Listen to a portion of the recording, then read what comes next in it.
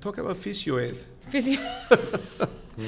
Physio ed was an incredible gentleman whose job it was to put me back together at the end of the day. He worked with the dancers on the West End, so anytime we were twisted, he'd come in and broke you apart and put you back together. But physical training, yes, I had two amazing trainers who came from the world of dance, Australian, out of their minds, women who literally knew what I needed to do core strength-wise in order to perform to the ability that I needed to for Alfonso and David and Jonas. And so these two women whose job it is to do that helped me from a dancer's perspective.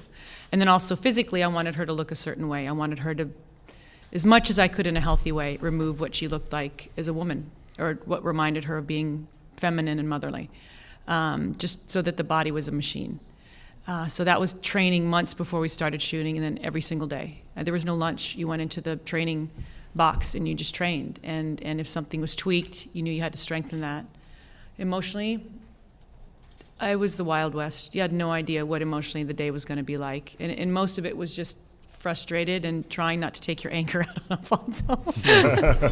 But I had no one else that was listening to me but him, so he got the brunt of it. But it was my frustration with myself because I didn't have all the tools that I was used to help me get to where I wanted to go. And, you know, I missed being in the sun. I missed being with my son. I missed being in, you know, with people and having communication. And, you know, it was just lonely. But I got to get out of it at the end of the day and appreciate the sunshine or my boy in a way that I, you know, it made you grateful for what rain was existing in London. I was like, an element. So it was just bizarre and great. I mean, it worked perfectly for what we had to do. Yeah, and on top of that, she will come out and said, Alfonso, we're going to shoot this scene in 2 weeks. Can we talk? Oh, come on, Santi. Let's wait 2 weeks. And she wanted to prepare, make sure that the thing we were going to do in 2 weeks. So, yeah. In terms of advisors, yes, we had, since we were writing the screenplay, it was endless list of people that were super helpful. For a long time, Jonas was also talking with, we were going through the script, so it was a lot fell into Jonas doing the big chunk of the research.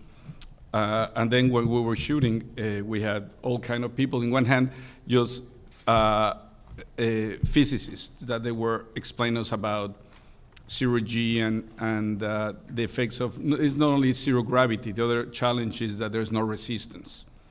Meaning that if you throw a ball in one direction, the ball just goes to the infinite, but also that impulse throws you back, and you keep on going back until some other force stops you or changes trajectory.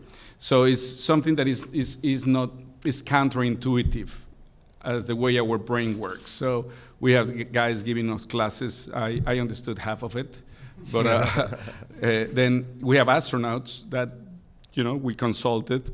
Sandra consulted with she was in a hotline with the ISS, with the International Space Station. And both for physical stuff, but more about also the experience of being up there. So it was, yeah, we had a bunch. You cannot do this film and just trying to embed in the whole thing. And sometimes also reality will shape what we were writing. No, there were cases in which we have to change our writing because we realized that we were morons, that we didn't know anything about space, and we would write scenarios that the expert would say, well, that's absolutely impossible.